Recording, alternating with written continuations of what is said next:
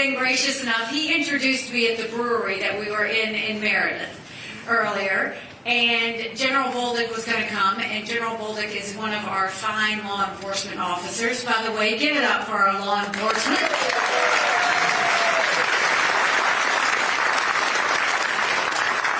So General Bolduc had to continue doing what he was doing, and so Tim was nice enough to come and help us out. And what I have learned is this senator is very beloved. Very beloved. So you're clearly doing something right. Thank you for having me. So how many of you are hearing me for the first time today? Oh, wow. Where have y'all been? Welcome. We're glad to see you. It's always good to meet new friends, so I appreciate you being here. I grew up, Wolfeboro is like a metropolis to me. I grew up in a small rural town in South Carolina, 2,500 people, 2 stoplights. You couldn't think about doing something wrong without somebody already telling your mom. My mom started a business out of the living room of her home. 30 plus years later, it was a successful company. I started doing the books for the family business when I was 13. Wasn't until I got to college that I realized that was child labor. I'm not an Ivy Leaguer. I went to a public university. I went to Clemson University. Go Tigers. Got some Tigers in the house. I graduated with a degree in accounting. I am not a lawyer. I'm an accountant. Accountants are problem solvers. Wouldn't it be nice to have an accountant in D.C.? I graduated from Clemson, went to work in the corporate world for a while, and then I came back home to the family business. And one day I happened to be telling my mom how hard it was to make $1 and how easy it was for government to take it. And my mom said, quit complaining about it. Do something about it. I truly did not know you weren't supposed to run against a 30-year incumbent in a primary. Ignorance is bliss. I'd never been politically active. Once I realized he was really in the district, the only option was to win. So I went around the district and I said, we have way too many lawyers at the State House. I think they need a really good accountant. And the district took a chance on me and we won. When I got to the State House, my focus was on small businesses. Small businesses are the heartbeat of our economy. I've always felt like if you take care of small businesses first, you take care of everything else. So I've been there a few years and had earned some seniority. But in South Carolina, when they voted on things, they mostly voted by voice vote. All in favor, say aye. All opposed, nay. The ayes have it. But one day they passed through a bill that would give legislators a pay raise. All in favor, say aye. All opposed, silence. The ayes have it, yet to this day you can't find anyone that says they voted themselves a pay raise. I was furious because we had a Republican House, a Republican Senate, and a Republican governor. And so I filed a bill that said anything important enough to be debated on the floor of the House or the Senate is important enough for people to know how their legislators voted. And the Speaker of the House said, put the bill away. We don't need to have it. We will decide what the public needs to see and what they don't.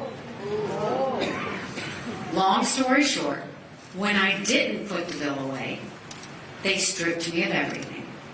I lost all of my seniority. I lost my committee assignments. I could take the well, no one would hear me speak. I could sponsor a bill, no one would co-sponsor. So I ran for governor. And I'm proud to say one of the first bills we signed into law is now in South Carolina. Anything important enough to be debated on the floor of the House or the Senate requires a legislative vote on the record, and we took it a step further and did it on every section of the budget as well. And I love music. I hope you loved my playlist. I love music, and so on the day of the bill signing, we blasted throughout the State House, Pat Benatar's Hit Me With Your Best Shot. When I became governor, South Carolina was hurting.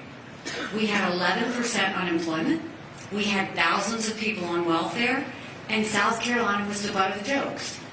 And so we got to work.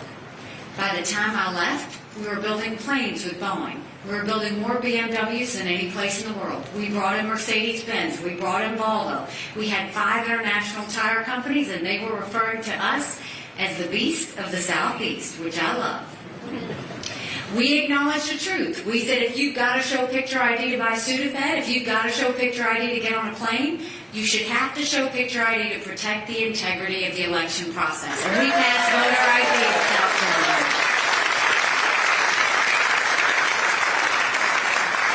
We passed one of the toughest illegal immigration laws in the country, and by the time I left, the 11% unemployment was down to 4%. We moved thousands of people from welfare to work. We were named the friendliest state in the country, the most patriotic state in the country, and the number 2 state in the country people were moving to. And then I got the call for the United Nations.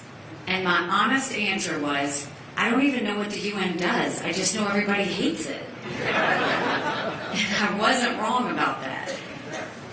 But I made a point when I went to the UN. I wanted countries to know what we were for and what America was against. I didn't care if they didn't like me, but I wanted them to respect America. And we got to work. We pulled ourselves out of the Iran deal. I negotiated with China to pass the largest set of sanctions against a country in a generation, against North Korea, and we got them to stop testing ballistic missiles. We acknowledged the truth and moved the embassy from Tel Aviv to Jerusalem. But the biggest thing that we did was we took the kick me sign off of our backs, and America was respected again at the UN. Now I'm running for president, and I don't need to tell you how bad things are. You don't have to turn on the news to see it. You feel it when you go to the grocery store. You feel it when you fill up your car with gas. Groceries and electricity are up 25%. The things we need, mortgage payments, insurance payments, rent, all of those things are all way up on things we have to have. And I would love to tell you that Biden did that to us. But I've always spoken in hard truths, and I'm going to do that with you tonight. Our Republicans did that to us too. You go back and look at that $2.2 trillion COVID stimulus bill they passed with no accountability, that expanded welfare, that has now left us with 100 million Americans on Medicaid, 42 million Americans on food stamps. That's a third of our country. And did Republicans try and make it right? Nope. They doubled down and opened up earmarks and pet projects for the first time in 10 years, pushing through 7,000 of them last December. Want to know how they spent your money? $30 million on an honors college in Vermont, $10 million to tear down a hotel in Alaska, $7.5 million on a courthouse in Colorado, and the list goes on. In the 2024 appropriations budget, Republicans put in $7.4 billion worth of pet projects and earmarks. Democrats put in $2.8 billion. Now you tell me who the big spenders are. All while 60% of Americans are living paycheck to paycheck. 50% of American families can't afford diapers. 1 in 6 American families can't pay their utility bill. Social Security will go bankrupt in 10 years. Medicare will go bankrupt in 8. You look at our education system, and everybody wants to blame COVID for education.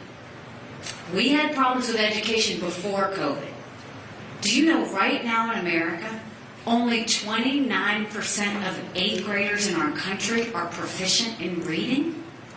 29%. Only 26% of 8th graders are proficient in math. If we don't take care of this, we're going to be in a world of hurt 10 years from now.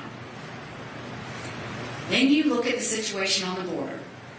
I truly have run out of things to say about this. It is a complete dereliction of duty, what's happening.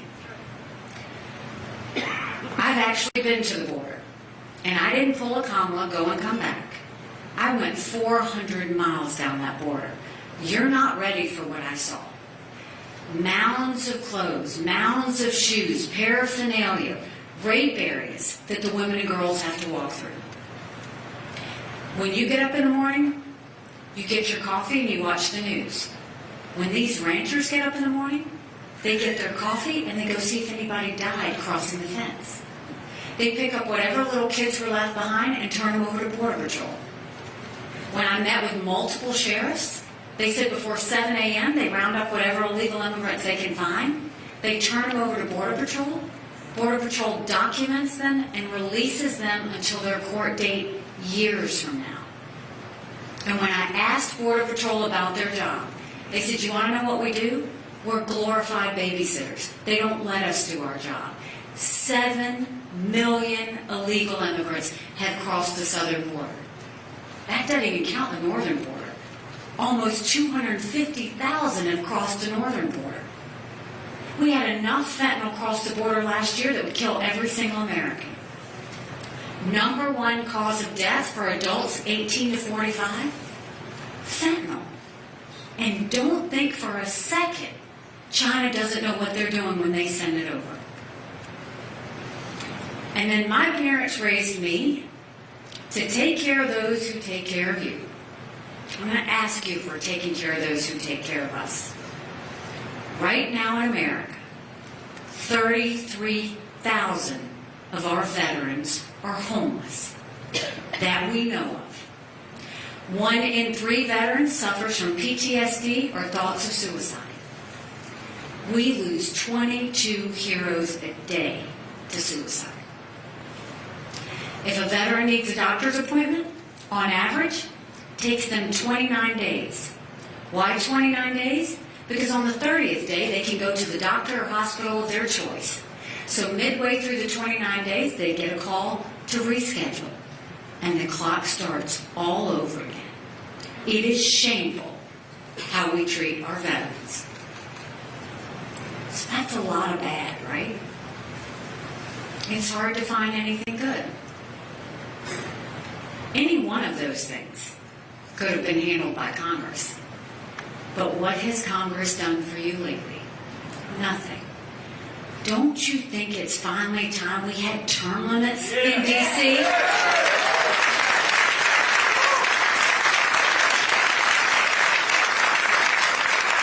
Don't you think we should have mental competency tests for anyone over the age of 75?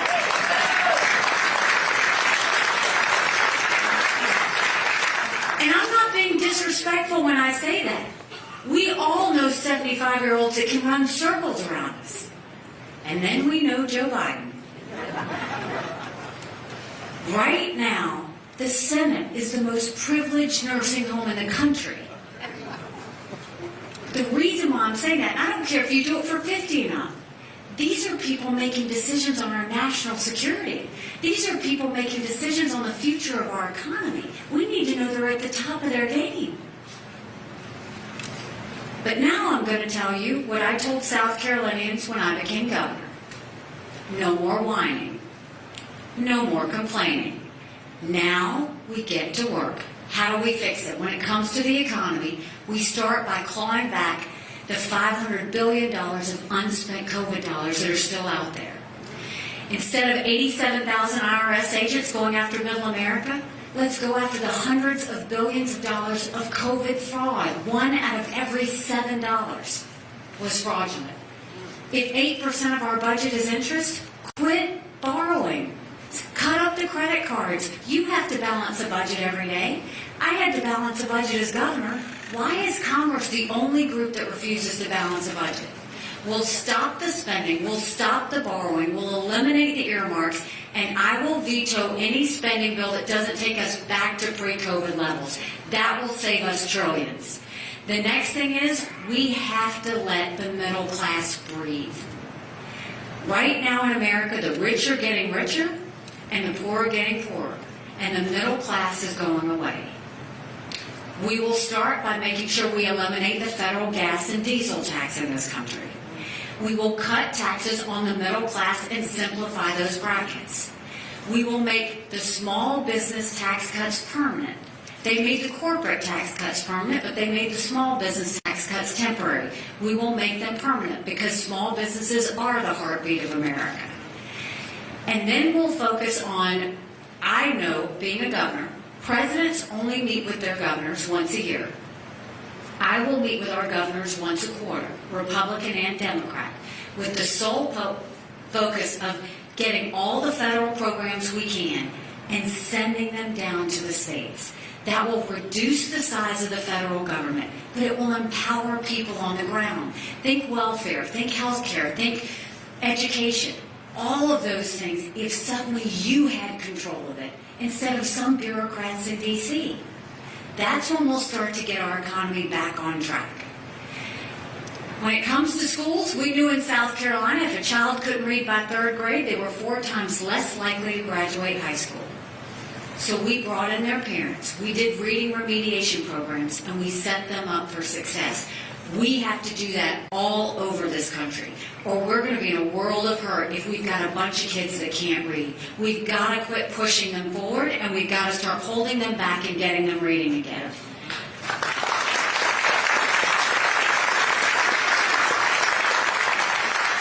And no parent should ever wonder what's being said or taught to their child in the classroom. We need complete transparency in the classroom.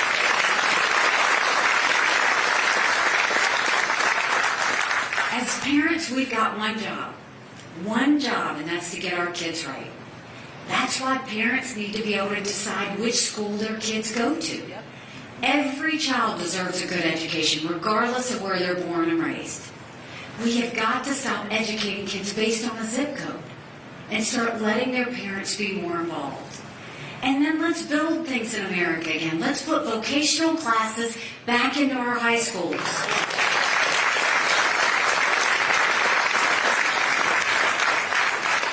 We had apprenticeships all over South Carolina. We taught our kids how to build the things we were making.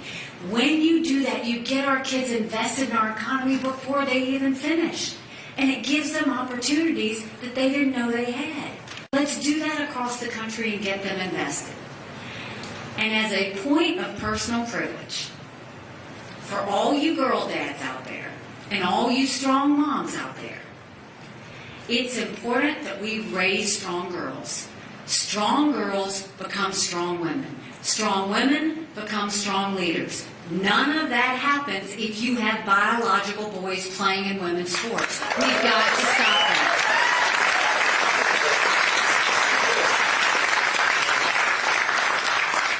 And when it comes to the border, we will do what I did in South Carolina, but we'll take it national. We will do a national E-Verify program where every business has to prove that the people they hire are in this country legally. We will defund sanctuary cities once and for all. We will put 25,000 Border Patrol and ICE agents on the ground and let them do their jobs. We will go back to a Remain in Mexico policy so they never put foot on U.S. soil in the first place. And instead of catch and release, we'll go to catch and deport. That's how we will close off the border. And when it comes to our veterans, we all have seen the images of the tears that are shed when our men and women are deployed. And then we've seen the images of the joy that comes when they come back home to us. I'm the wife of a combat veteran. My husband deployed to Afghanistan. When he came home to us, it was prayers answered. We felt blessed. But that was the easy part. When we got home, that's when life got tough. Michael couldn't hear loud noises. He couldn't be in crowds. Life had passed him by for the year that he was gone, and the transition was tough. We can't just love our men and women when they're gone. We gotta love them when they come back home too. And the way we do that is let's focus more on that transition. Let's give them the telehealth care that they need so they get the mental health care right when they need it. Let them go to the doctor or hospital of their choice. They've earned that right.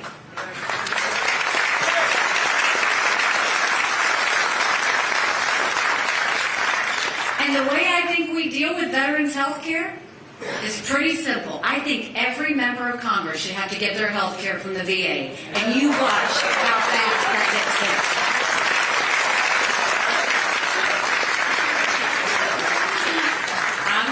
It's going to be the best health health care you've ever seen if we do that. Everybody's going to want it.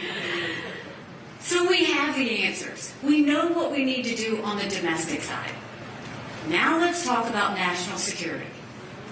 Did you ever think we'd look to the sky and see a Chinese spy balloon looking back at us? It was a national embarrassment. You got, the world is literally on fire right now. We have a war in Europe. We've got a war in the Middle East. You've got China on the march. You've got North Korea testing ballistic missiles. But make no mistake, none of that would have happened had we not had that debacle in Afghanistan. The idea that my husband and his military brothers and sisters who served there had to watch us leave Bagram Air Force Base in the middle of the night without telling our allies who stood shoulder to shoulder with us for decades because we asked them to be there. Think about what that told our friends. More importantly, think about what that showed our enemies. And now what do you have? You've got the world on fire, and what's happening in D.C.? They're saying, do we support Ukraine or do we support Israel? Do we support Israel or do we support border security? Don't let them lie to you like that. That is a false premise. The idea that they would even say that is them trying to pull something over on you. Let's take it one at a time. Let's look at the war in Ukraine. First of all, you should know, I had no better friend at the United Nations than Ukraine. They voted with America on absolutely everything. Any press conference we had, Ukrainians were there without even being asked. They were incredibly pro-American. So here you have this pro-American, freedom-loving country who is invaded by a thug, who has now had 500,000 people killed because of Putin. And all they're trying to do is save their country. Now, I don't believe that America should ever give cash to any country. I don't think that we need to put troops on the ground. But I think that we need to give them the equipment, the ammunition to win. But let's look back. If Biden had done the right thing in the first place when Russia surrounded Ukraine, there never should have been a war in the first place. If Biden had given them the equipment and ammunition right when this war started, the war would be over already. But he's been slow through every bit of it. And why should we care about Ukraine? Because tyrants and dictators always tell us what they're going to do. They're actually very transparent.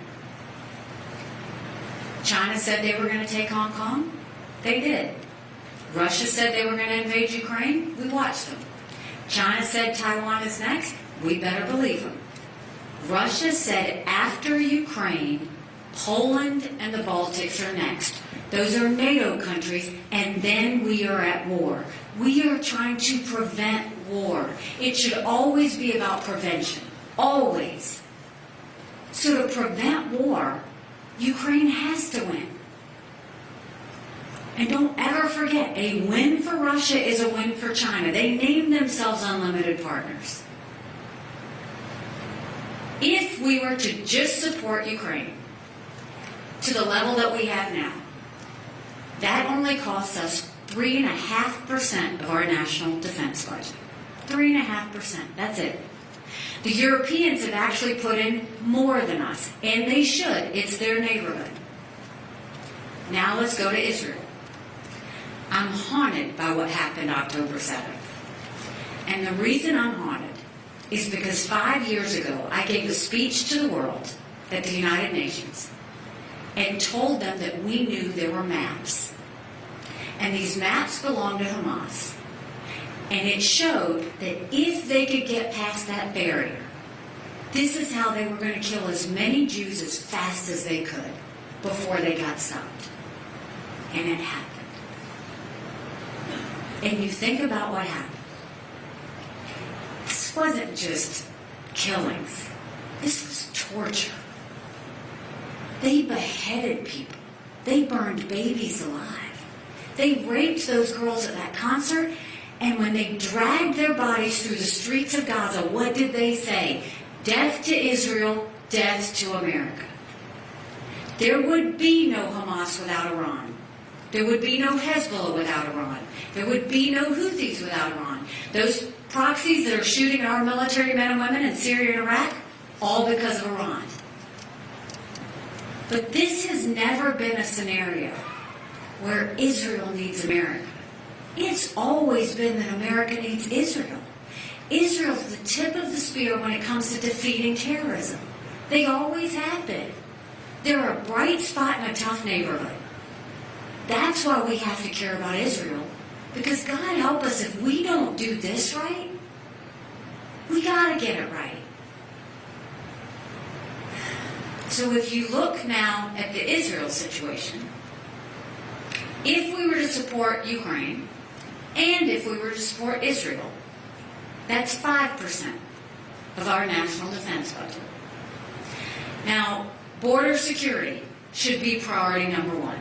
Without question, priority number one. Because we better quit acting like it's September 10th and start remembering what September 12th felt like. It only takes one person. So if we fund border security, Israel, and Ukraine, that's less than 20% of Biden's green subsidies that he passed. It's not that we don't have the money. It's the priorities that they want to do. And we have to go back to what's the role of government?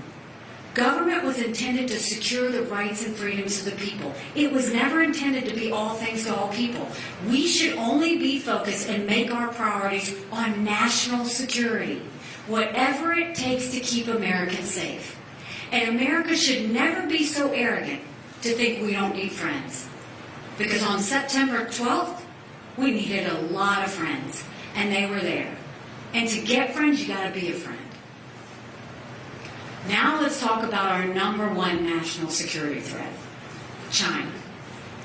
China has been planning war with us for years, and that's not me being dramatic. They've already infiltrated our country. They've bought 400,000 acres of U.S. soil, most recently near Grand Forks Air Force Base, where our most sensitive drone technology is. You got upset about the Chinese spy balloon? What about the fact that 90% of law enforcement drones in America are Chinese? Think about all of the mini surveillance that's happening. You've got these Chinese police stations. You've got a spy center, spy base, Chinese spy base going off our shores in Cuba. Just wait till they put military there. We can never let that happen.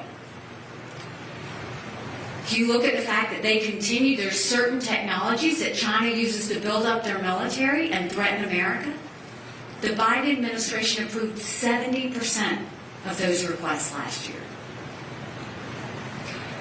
We've had enough Americans die from fentanyl than the Iraq, Afghanistan, and Vietnam wars combined.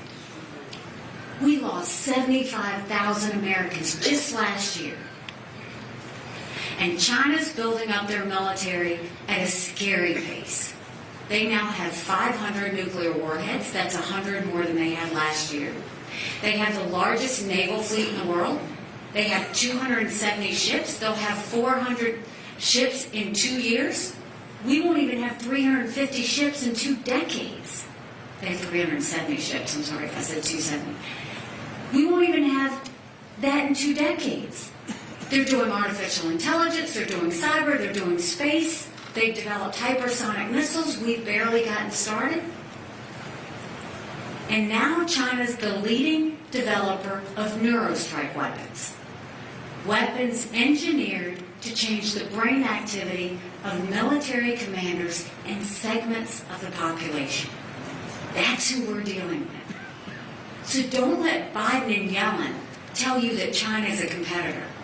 I dealt with China every day at the United Nations. They never saw us as a competitor. They saw us as an enemy. We've got to start looking at them the way they look at us. So how do we deal with China?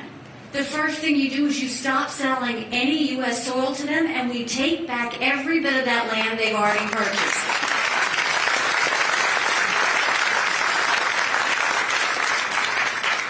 We go to our universities and we say, you either take foreign money or you take American money, but the days of taking both are over. We get that foreign intrusions out of our universities. We blacklist all the technologies that help China and hurt America. And then we go and tell China, we're going to end all normal trade relations with you until you stop murdering Americans with fentanyl. You watch how fast they fix it, because they need our economy. And then there were two things that China, Russia, and Iran never wanted us to have when I was at the UN. They never wanted us to have a strong military, and they never wanted us to be energy independent. We shouldn't just be energy independent, we should be energy dominant. We have got to start using those resources that we have and use them as a source for good. Right now, the EPA cares more about protecting sagebrush lizards than they do about you being able to afford your electricity bill. We should be using those resources, permitting those pipelines as fast as we can, exporting as much liquefied natural gas as we can, and let that become an economic powerhouse for us. And then, remember, strong militaries don't start wars. Strong militaries prevent wars. We have to build up our military, and that doesn't mean throwing a lot of money at the Department of Defense. That actually means you clean it up. Get rid of the bureaucracy, get rid of the red tape, get rid of all the slowness that has happened. Get them back mission-focused on modernizing us for the threats of tomorrow. In the past, we fought wars that were land, air, and sea. In the future, we're going to have to be focused on cyber and artificial intelligence and space. We need to be ready. We need our men and women to have the most modern equipment possible. And for goodness sake, we have to stop these gender pronoun classes that are happening in the military.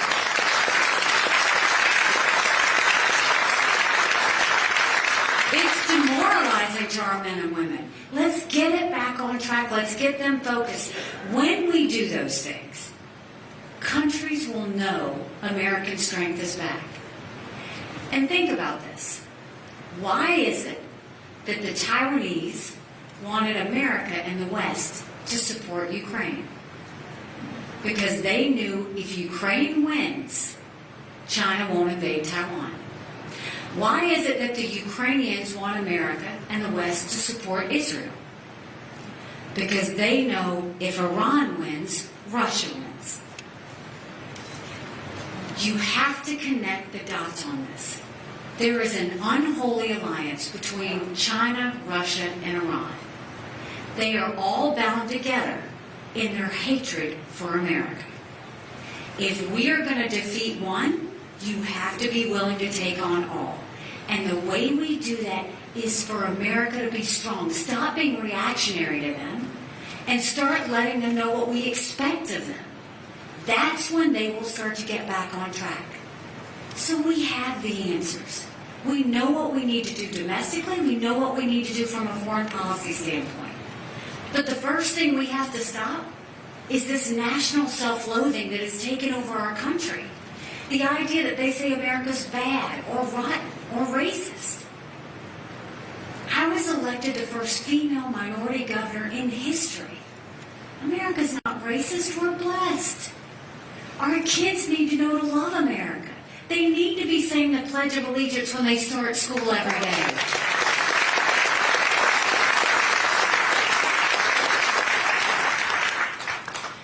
You know, 5 months ago, I dropped my husband Michael off at 4 a.m. for another year-long deployment. And I watched him and 230 soldiers pick up their 2 duffel bags of belongings to go to a country they've never been, all in the name of protecting America. They're willing to sacrifice their lives and their families because they still believe in this amazing experiment that is America. So if they're willing to fight for us there, shouldn't we be willing to fight for America here? Because we have a country to save.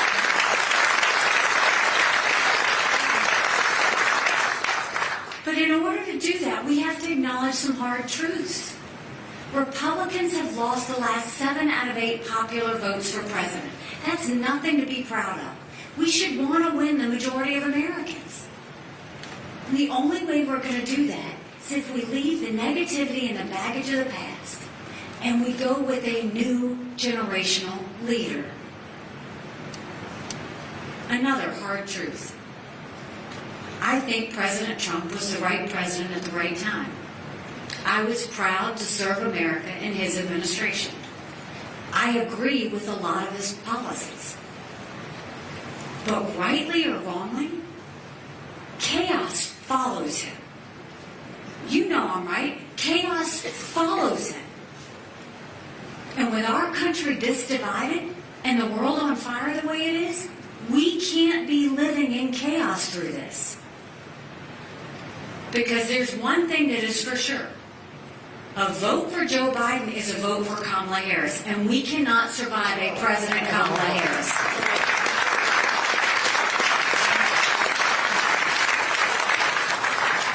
You look, the media loves to show you these general elections, right? And usually they're showing it, if it's a Biden-Trump matchup, they're pretty much even. On a good day, he'll be up by 2 points. In those same polls,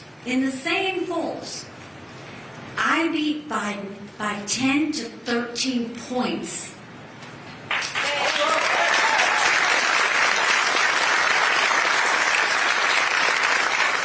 This isn't just about the presidency. This is about governors up and down the ticket. This is about House seats. This is about Senate seats. This is about really getting our government back on track in the way that we need. We can do this. I know we can do this. Because I trust you. I really do. I trust Iowans. I trust Granite Staters. I trust South Carolinians because we always take this really seriously. And so in order to do this, it's going to take a lot of courage. Courage from everyone in this room. Courage for me to run. And courage for every one of you to remember. Don't complain about what happens in a general election if you don't vote in this primary. It matters.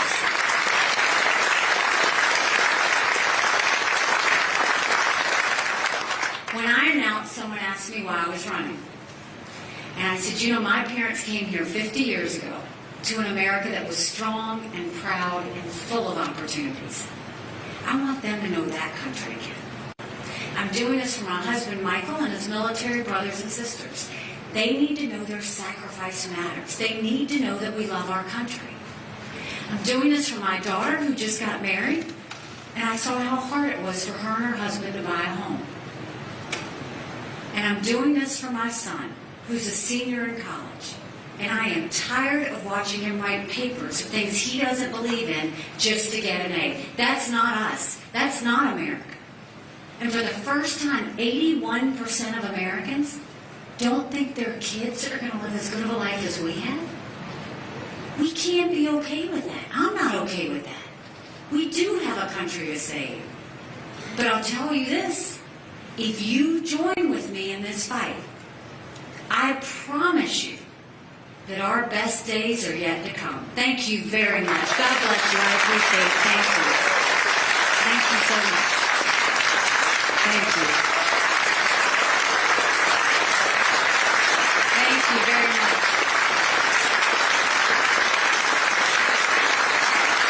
Thank you so much.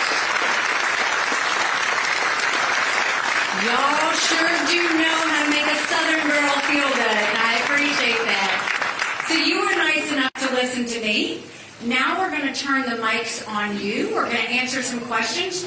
There's nothing I won't answer. You may not like my answer, but there's nothing I won't answer. We've got 2 of them in the room. If you just raise your hand high, they will come to you, and we will start with the first question. Yes, sir. Hi, Angus West from Holderness. Governor, I was so impressed by your debate performance. That's why I've driven here to hear you. You were the only one willing to touch the third rail of our $2 trillion current deficit. And I'm about to get Social Security, and I'm worried about Medicare. Can you tell us a little more specifically how you will address that as the single largest hole in our government?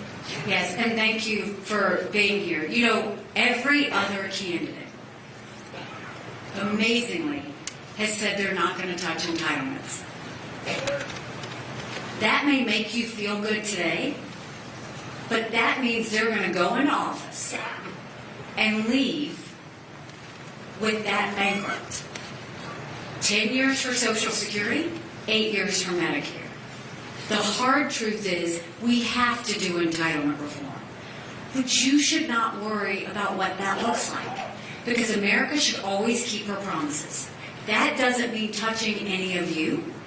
What that does mean is going to people like my kids who are just coming into the system and saying, we're going to change the rules for you. And you change the retirement age to reflect life expectancy for them. You limit benefits on the wealthy. You go and make sure instead of cost of living increases, you do increases based on inflation, so it's more accurate. And you expand Medicare Advantage plans, which seniors love because it creates competition and it makes things better. That's the start of what we do. And if we do that, we will not only make sure you have what you're supposed to have, but our kids will actually have something. But you got to start somewhere. So we start by doing it with them. They know they're not going to get it anyway if we don't do something. And that's how you fix it. But we've got to make sure we can keep our promises. I think that's a huge part of America, is to know that when people say something's going to happen, that we deliver on it. But to deliver on it, we have to acknowledge we have a problem. You can't just put your head in the sand and assume it's going to fix itself.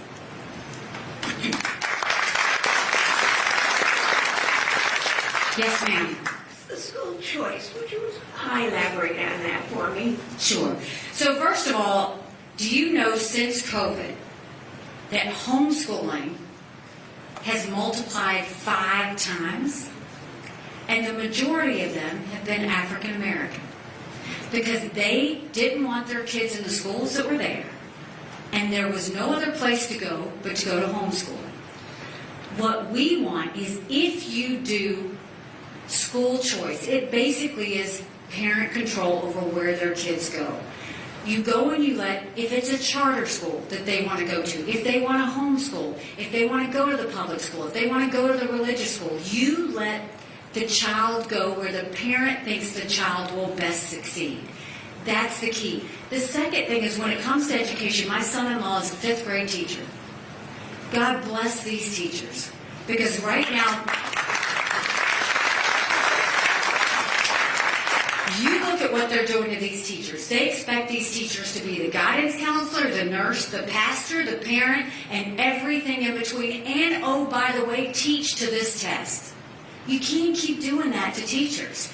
We've got to let teachers breathe. We've got to let them do what they want to do. We're losing teachers by the day because there's too much on them.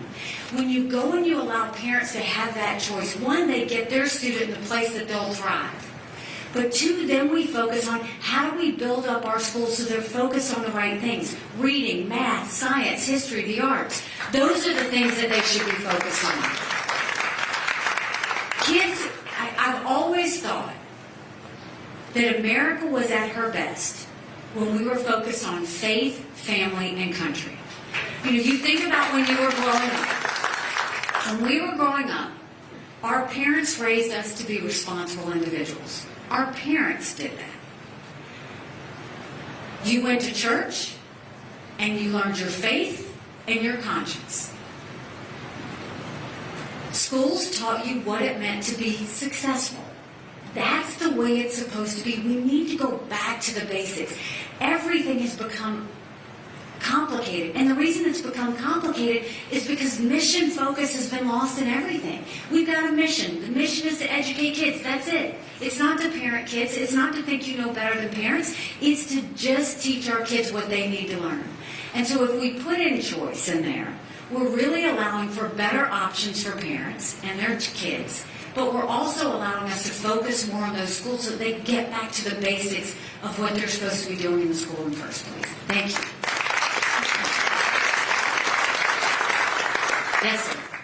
Hi, I have 2 questions. You're going to cheat and ask 2 questions. I'll let you do it. Okay. One is that you got to defeat Trump for one thing. And the other thing is, like you said, schooling. We need more pay for teachers in the police department and all that. How are you going to expect to get better teachers without better pay? That's my problem. You got fire department, police department, teachers that need better pay to do a better job. And the other one, like you know, Trump, you got to defeat him first, which is the person that brought everything down instead of up. Okay, let's take the second question first, which is,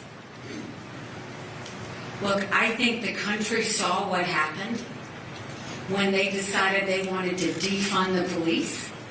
Well, how's that working out for everybody, right? Now everybody realizes how blessed we are that we have law enforcement. The thing is, we have to have law enforcement's back. What's happening right now? Law enforcement does their job. They arrest the people that are doing the bad things, and then the prosecutors turn around and they let them go the very next day, and there's no accountability whatsoever. But when it comes to pay, which is what you're talking about, when I mentioned moving those federal programs down to the states, all of a sudden that cash that's in the federal level goes down to the states so they can focus on education and teach and pay teachers more. They can focus on security and pay law enforcement more. They can focus on the things, when I say it empowers you on the ground, those are the resources that come back to you, which is where it should be. You're the taxpayer. So that's how you get that down. Right now, you look at the Department of Homeland Security. How big is it? What are they doing for you? They got an open border. They're not doing any law and order. They're not doing anything. Wouldn't you rather those programs have that money come down here and pay your law enforcement? You've got the Department of Education. How big is the Department of Education? Too many programs, too many things, too many bureaucrats. You move those programs down from the Department of Education to the ground, and guess what? You get better schools, better pay for teachers, and you start making decisions in your state on how you want your schools to be, not who DC bureaucrats think you should have your schools. Those are the things I'm talking about. Is because I think things are better decided at the state level where people have control, not where bureaucrats have control. So that's the part of how we would take care of it.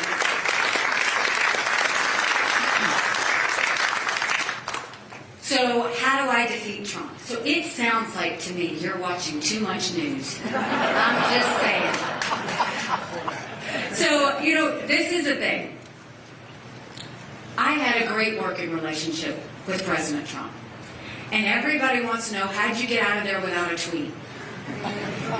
And the reality is, the reason we work so well together is I told him the truth. He was doing something right. I fought, I worked hard, I wanted America to look strong. If he was doing something wrong, I showed up in his office, or I picked up the phone and said, you cannot do this, but instead you could do X, Y, or Z. I always gave him options. And he would say, well, how do you see that playing out? And he knows I saved him on some things. So we had a good working relationship. When I decided to run, I called him for two reasons. One, he gave me the job. It was the right thing to do to call him. Two, I wanted him to know I was in it to win it, and that we needed a new generational leader, and our country couldn't survive the negativity and chaos that was happening. Now we're in a situation where this is, okay, but how are we going to defeat Trump? First of all, y'all know better than anybody. Once you get into that 60-day window, things all shake up. All the polls shake up. Everything's support happens because it suddenly becomes real. It's becoming real for all of you because that's why you're here today. So we started with 8 people on the debate stage. Second debate, there were 7. Third debate, there were 5. Next week, I believe there will be 3 people on the debate stage. Every time that debate stage gets smaller, our numbers continue to go up. Right now, I'm in second place in Iowa, second place in New Hampshire, and second place in South Carolina.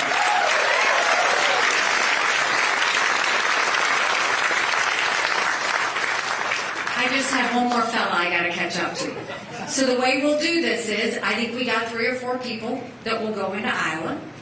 Then a couple people will drop. We'll have 2 to 3 going into New Hampshire. Then more will drop. Another one will drop. And then you'll have me and Trump going into my home state of South Carolina. That's how we win.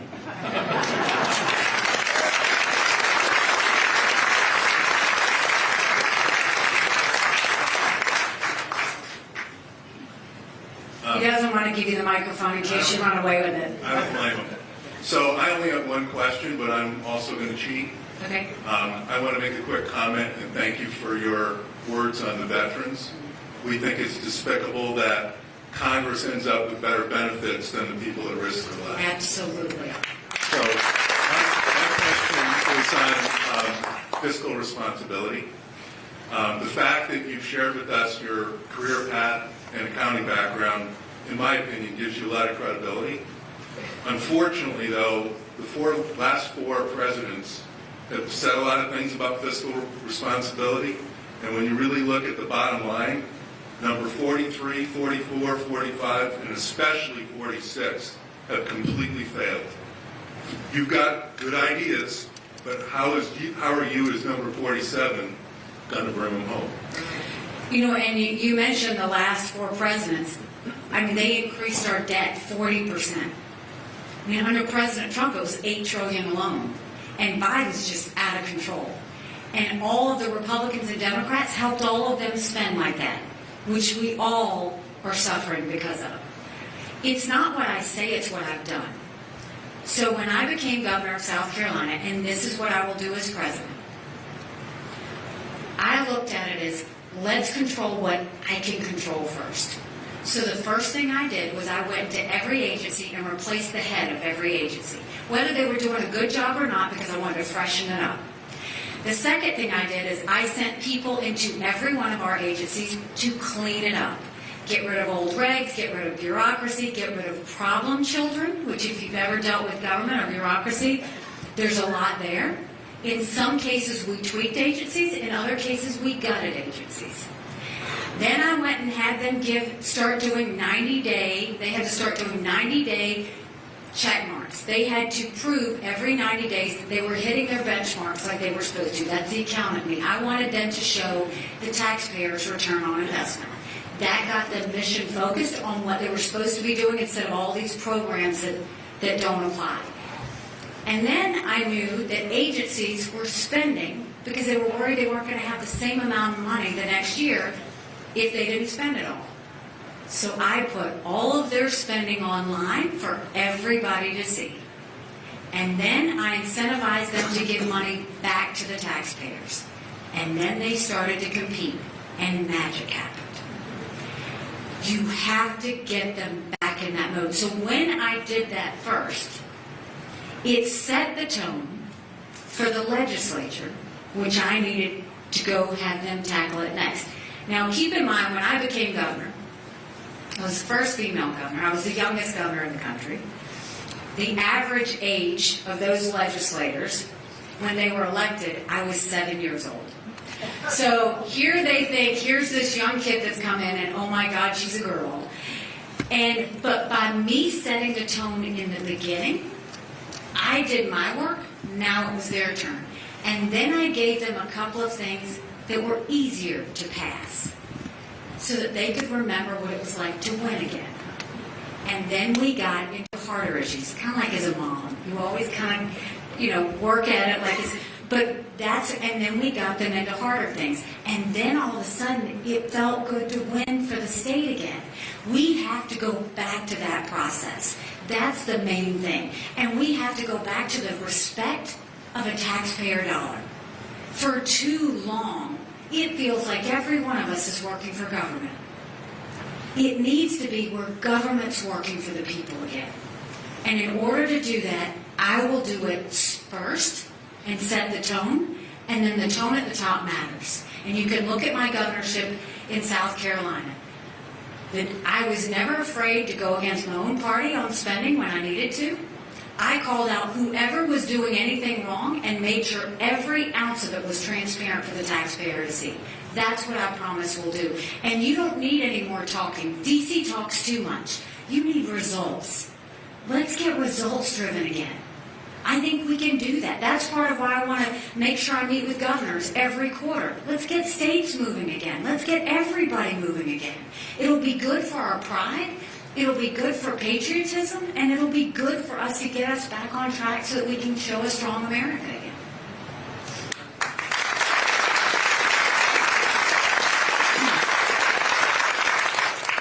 Yes, sir. Hi, Governor. Thanks for being here, and thanks for taking my question. Of course. My wife and I are registered as undeclared and have been that way for probably 25 years. It makes it easy to vote for who we think is the most qualified candidate, Sure. regardless of party.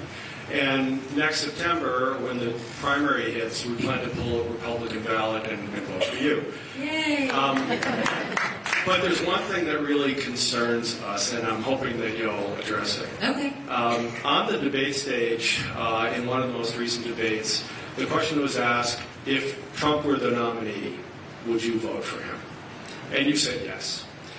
And I just wonder, knowing what I think you're all about and how sharp you are and how intelligent you are and you really have a good grasp of the issues, why you could say that the person who tried to overthrow the peaceful transition of power should be allowed to have the presidency again. It just, I don't get it. And it just concerns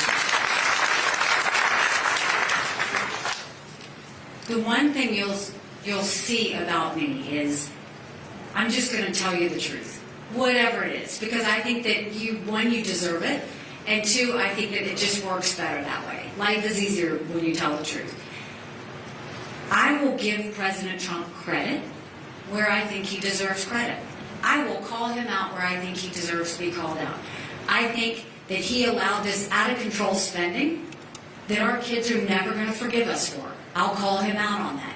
I can't stand the way he praises dictators, the way he, whether it's saying that Hamas or Hezbollah was smart, whether it's saying Kim Jong-un is his friend, whether it's praising the Chinese Communist Party on the 70th anniversary of communism, whether it's, going and hitting a friend in Israel, having old issues with Netanyahu at a time where his country was on its knees. I disagree with that. I also have said I think January 6th was a terrible day. He thinks January 6th was a beautiful day. I hope we never have that happen again. But this is the other truth.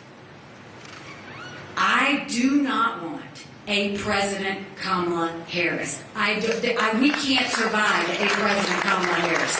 So I would vote for Trump over Kamala Harris any day of the week, because at least we know we'll be protected.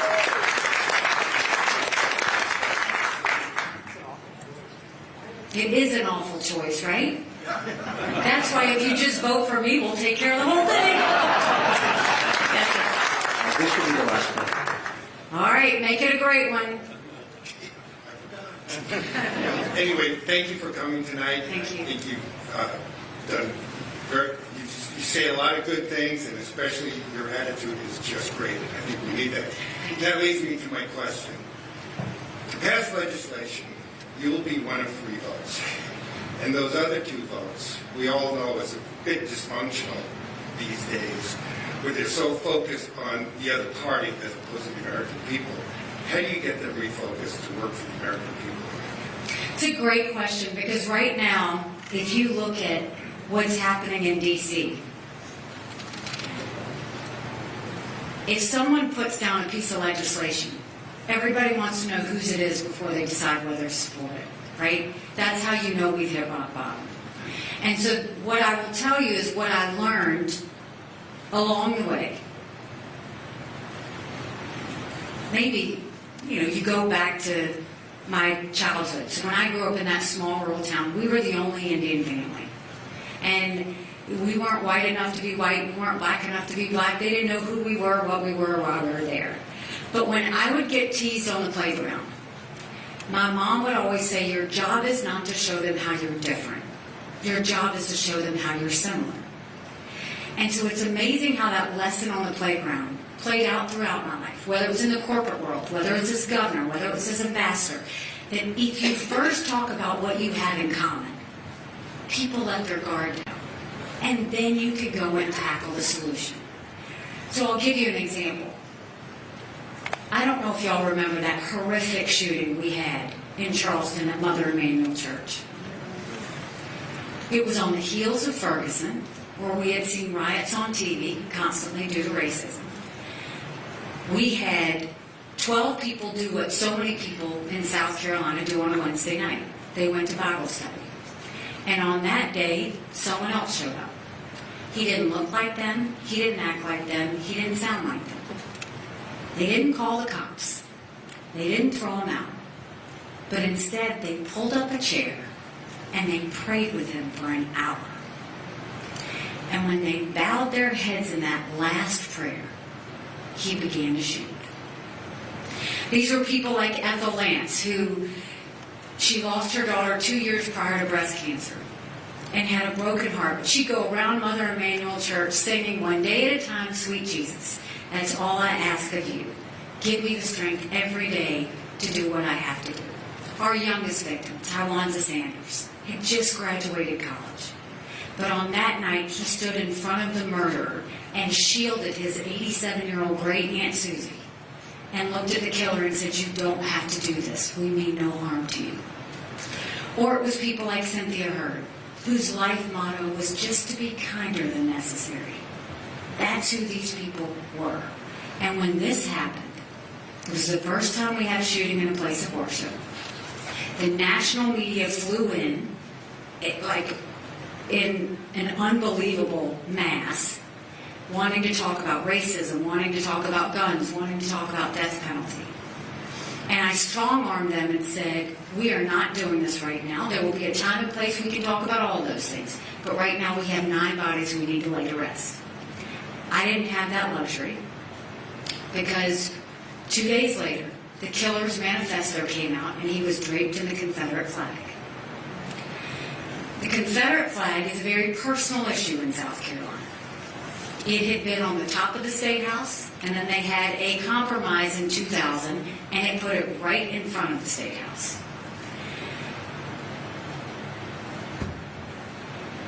I decided to ask for that flag to come down. I told my staff